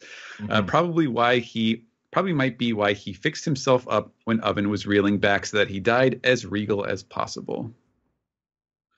I guess the big question would be was he already king of something, or is he wearing the crown because he was Big Mom's husband at the time? You know, I have a feeling that he was the king of another land. Big Mom, I think, probably only married people of some stature. That's true, yeah. He probably fell in love with her and was, like, obsessed with her and, followed her to Whole Cake Island and wanted to be her husband, and she did not want that, and he stuck around in Totoland this entire time, with unrequited love in a I truly would sad, be depressing story. Yeah, I would be interested to see those scenes where he's falling for her to see what the good qualities that he saw in her. Well, I Well, bet. obviously, she just gave him unlimited amounts of apple juice, and that kept him So I mean satisfied. that. I mean, it's like, I think he was probably just, thrown into this relationship with an unrequited, an unrequited wife. No, I mean that genuinely. Like, I would like to see kind of like a younger, less warped, Big Mom. I bet she was still warped. I think it was on Pound. That's what I'm saying. I don't think. I think if we did see that, I would like to see that. But I think Big Mom was Big Mom at the point we're seeing. Well, her yeah. now. I mean, she was warped. Yeah. She's definitely like has a history of that stuff. But like, as a young girl, she was nice, but had a tragic she was moment. definitely warped still, even before Yeah. she ate all those orphans. Yeah. By the way, Big Mom ate a bunch of orphans. Let's continue. Debatable. No, not. no, she ate a bunch Sorry, of no, I orphans. was just baiting you. Don't. Yeah. Well, you did, and I fell for it. Baiting him with some small children to eat. What? Yeah. Sailor Karna says, do you think Chiffon will ever find out Pound's relationship to her? Her relationship with the Big Mom family is ruined, but I wonder if maybe learning about what happened to her father would make her ensure the takedown of the family. And as an extra comment there, Black Northwind says, how sad it is Chiffon didn't know about her father, because then she would be happy that someone from her birth family really loves her. I think most definitely. I think as much as I really love that scene we constructed with Pez seeing Pound off in the distance. Like, I think that kind of reuniting Pez with Chiffon seems inevitable, and would be a nice moment. A Pound, you mean? Yeah. You said Pez. Oh, yeah. I mean, Pound. that was a pretty nice moment in this chapter, but Yeah. the thing is, it's not even really a reunion. It's a reunion for him, but not for her. I mean, she's never ever. She has no memory of him at all. Right. And He's just a gross freak to her, she said. I mean, he is that, but it's unrelated to. Well, he's not really gross, but he's not really either of those. Anyway, go ahead. What's next? Lastly, Nivers has a very pressing question for us. What One Piece character would you like to have as an ex-spouse with shared custody of a kid?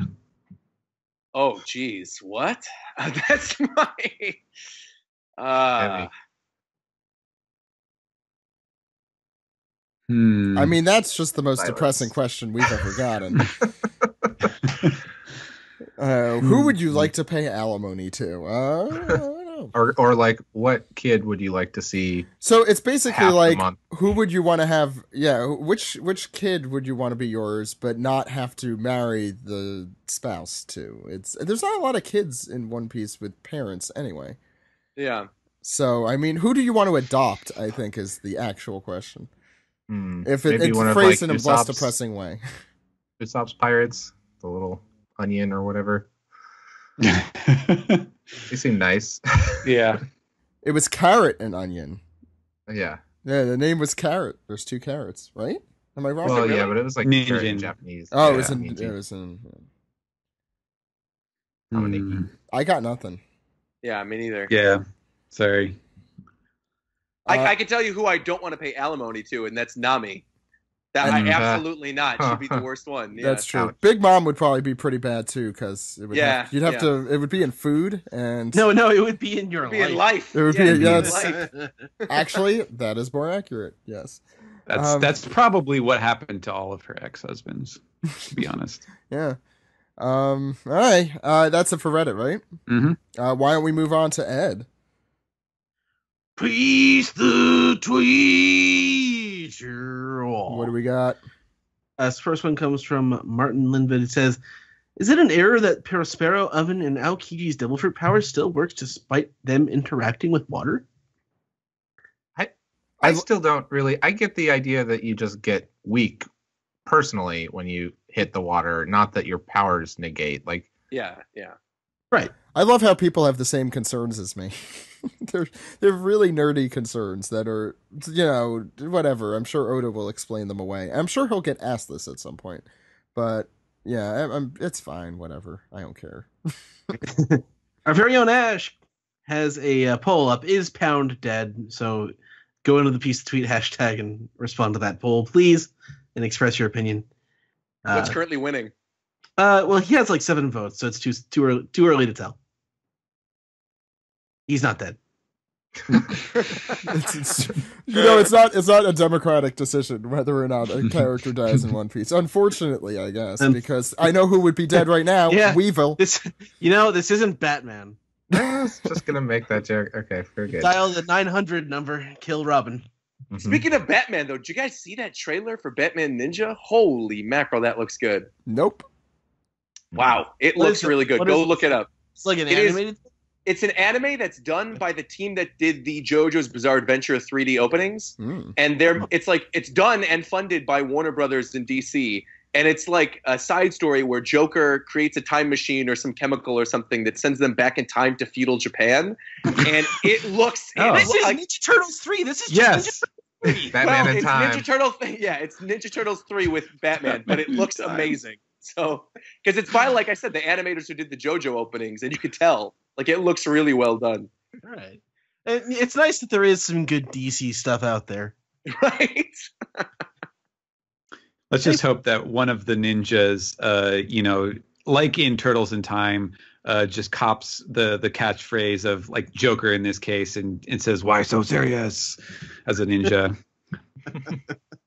Be good. All right. Next one comes from Spoopy Tebay, who says, "When do you predict will be the next time we'll encounter Blackbeard? As much as I enjoy him as a villain and love whenever he briefly enters the story, do you feel that this is an effective way to develop a character seemingly so important?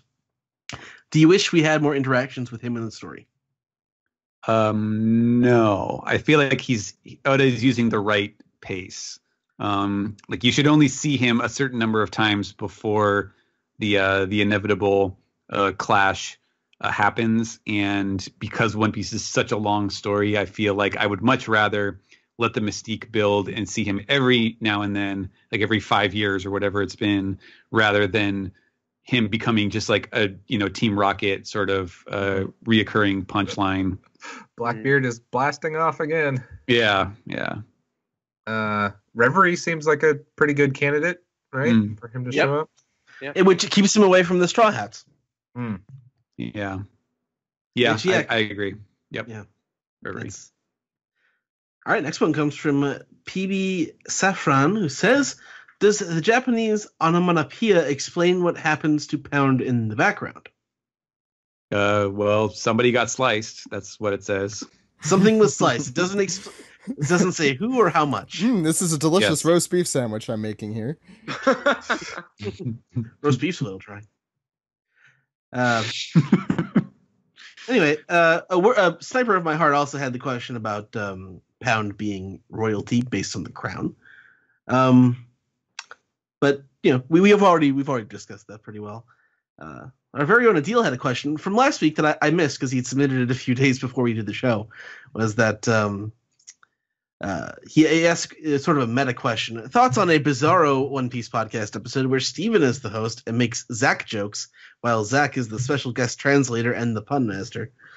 I don't know. It's weird. I don't even want to think about it. That's so wrong. Yeah, that's pretty disgusting. Steven Rich. Yeah. Well, we'll see. I'm still in the running for the Whole Cake Island contest. All right, and our last piece to tweet this week comes from 91 Ryan, who says, "What a dark moment with Pound in today's chapter." I agree, but I don't. Yeah. The more I think about it, it's not as dark as it probably appears. Very tragic. That's it. That's it. Okay, thank you, Ed. So why don't we round off and do a little bit of trivia? Ready?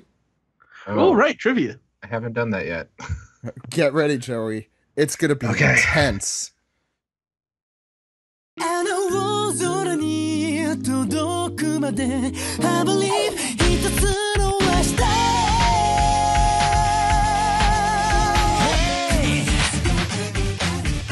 This has been the One Piece Podcast, episode 498 for December 4th, 2017. We went through chapter 887, a really good anime episode whose number slips my mind. Was it It's 8:16? Okay, that was going to be my Yes. guess. So I'm glad I got that. We had some piece together. And in 2 weeks, we're going to have our special episode 500 spectacular extravaganza retrospective. You'll see a little bit more about what that will entail. Next week, we'll announce a little bit more. It's going to be fun. I'll guarantee you that. Unless you are someone who doesn't have any fun, then I can't really guarantee anything for you. We have trivia coming up soon, but before we get into that, how could the good people out there contact you, Roger? Sure, you could find me at Rogers Base on YouTube, on Twitter, or on Instagram. And actually tomorrow, if this comes out on Monday, I will be doing the Reverie live stream part 2. This is something I did back in September with a bunch of other One Piece YouTubers. It was a lot of fun. We're doing it again this time. We're introducing like 10 more YouTubers into the mix. It's going to be about 6 hours long. It is a full day experience. If you have Tuesday night open, I highly recommend listening in, even just for a little bit. The whole thing will be uploaded as a VOD later. You can find that on my YouTube channel, ROGERSBASE, and it will be at 7 p.m. Pacific time on Tuesday, December 5th, so that's tomorrow. Great. Thank you, Roger. Steven, where can people find you? You can find me on the internet at Translatosaurus on Twitter. And Joey. I'm on Twitter as well, at Joey Weiser or joeywiser.tumblr.com for updates about my career in comics. I'm a cartoonist. You can read my comic series Merman, which, as we mentioned earlier, was Eisner Award nominated, and I would think would make a great gift this season. So if you're looking for a gift, especially for like young readers or people who like kind of lighthearted adventures, I might even say along the lines of One Piece or Dragon Ball or something like that, check out the Merman series. Also, I co-host a podcast called Toho Yaro that's part of the Maji Media Network here with our friend Alex and Scott Dryman.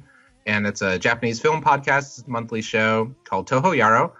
And we just released our December episode, which is covering The Hidden Fortress, the Akira Kurosawa movie that it was a large inspiration for Star Wars, just in time to get ready for the new Star Wars movie to come out. So check that out. Alex hosted it, being a big Star Wars fan himself. What? So we get into that. Yeah. Joey's really surprising me this week. Yeah. So yeah. And you can follow Toho Yaro on Twitter and like them on Facebook as well for updates. Awesome. And how could the good people out there contact us? You are Zach_Logan on Twitter. I am Edward E. One Piece. And if you've been following me this year, you've noticed that I've been watching a lot of anime movies, and I've watched almost 3/4 of that list from Paste magazine online. So I've watched like 73 movies now, and I just posted like the spreadsheet that I've been keeping for it the other day. I approve. I think I'm going to get through like 90 of them before the end of the year. Ooh, there's Jesus. like 10 that are like that's like 15 more this month, but there's like 10 or so movies that are like totally out of print, and I can't even like find them by other means. So just wait for those to get released. Like some of those with the Tezuka movies, like 1001 Nights, are really hard to find. Oh yeah.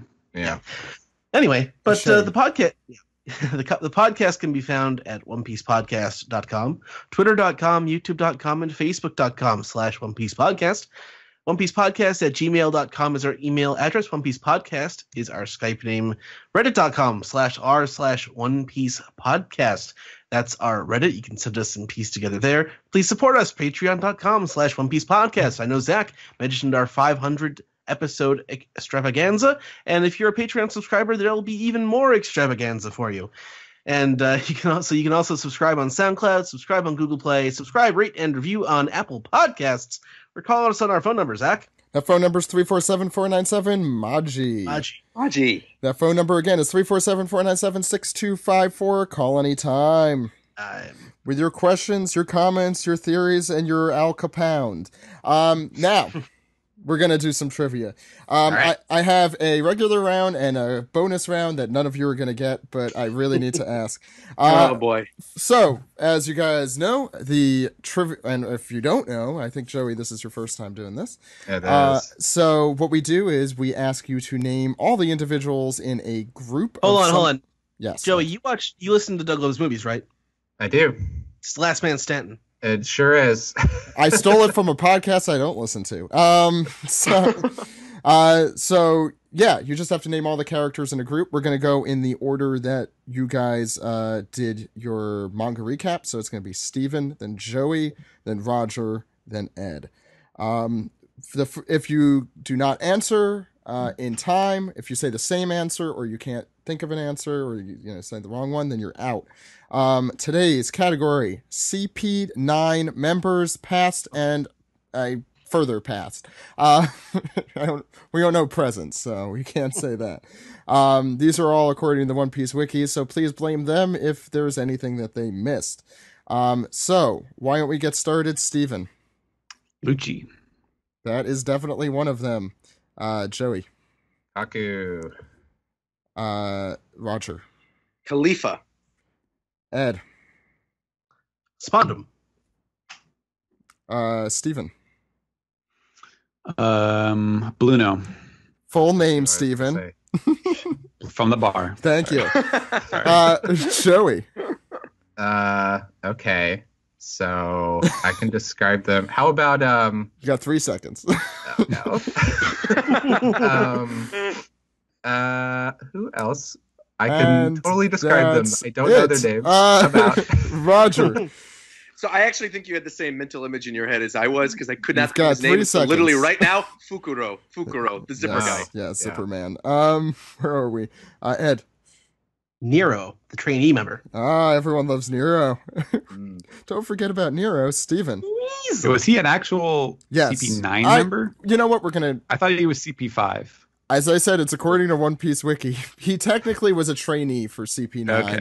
I'm going to count okay. trainees. I did say past and kind of... And we're counting past. Spandam, too, because he wasn't actually a member. He was just the head of the whatever.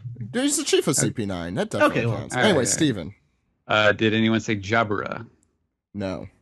It's anyone who's in CP9 or loosely affiliated with CP9, technically part of the group, I guess. Anyway, Okay. so there's some that are kind of tangentially. I'll give you that. Roger. Okay. Loosely. The name of Lucci. 3 seconds. Hattori. Yes. I'll Yeah? give it to you. Okay. yeah. All right. Yeah, that's Ed. good. Spondine. Yeah, there you go. Steven. We're only down to 3 left, so... Kumadori? Yep. There's 2 left, Roger. What? How are there?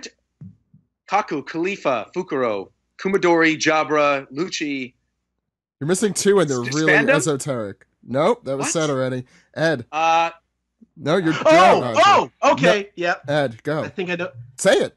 Khalifa's dad, Lasky? Yeah, there you go. What? Nice. It took me, I was trying to remember his name for Steven. so long. I can't believe I remembered that. Steven, if you stay in this, we'll go to a tiebreaker round. Steven? All right. If Hattori the Pigeon is in, then I can also say Funk Freed. Yep, that's our last one.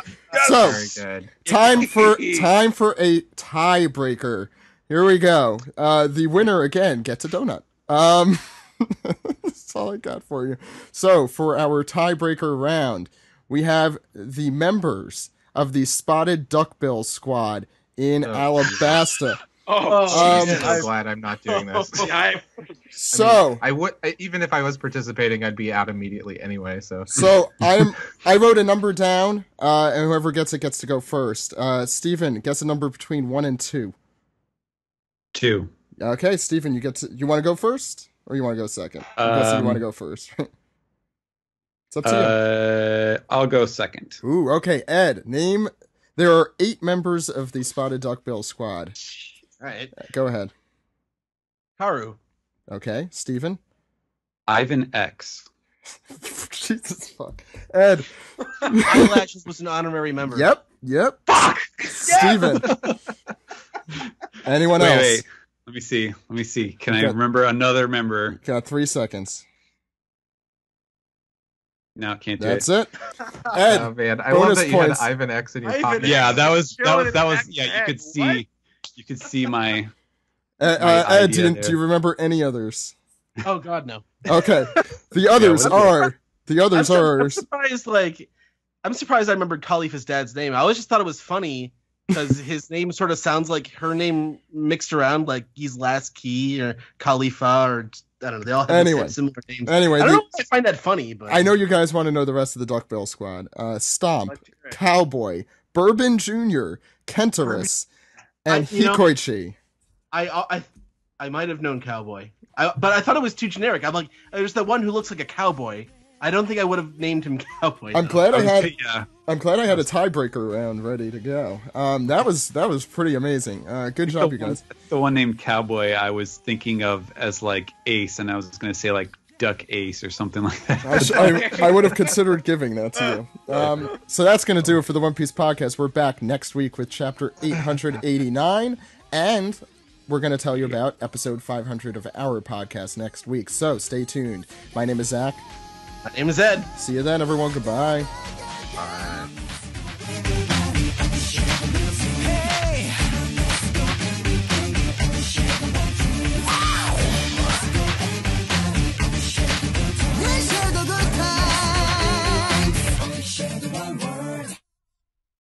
It's pound. It starts with a P. This could be another Will of P situation. Thank you. Yeah, I knew Roger would be down for this. Yes. All the P characters who have died and we know have survived: Pell, Pagaya, Pedro, Pound, Pone, Pergo,